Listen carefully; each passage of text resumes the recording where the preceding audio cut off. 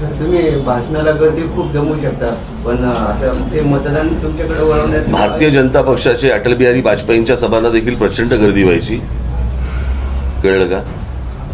52 साली जन्माला आलेल्या जनसंघाला आणि ज्याचा नंतर झालेला भारतीय जनता पक्षाला देखील प्रचंड गर्दी व्हायची. सत्ता हातामध्ये 1999ला थोडीशी आली आणि 2014ला बहुमत आलं. त्याच्यामुळे गर्दी ही कन्वर्ट होत असते. आणि त्याच्या आधी 2009ला जे माझे 13 आमदार निवडून आले होते आणि जवळपास 39 उमेदवार हे 2 नंबरला होते, ते सोरठवरती नव्हते आले. हे फालतू प्रश्न आहेत ना, हे बाकीचे जेव्हा पक्ष येतील ना त्यांना पण विचारा, किंवा अगोदरच्या राजकीय गोष्टींचा अभ्यास करा.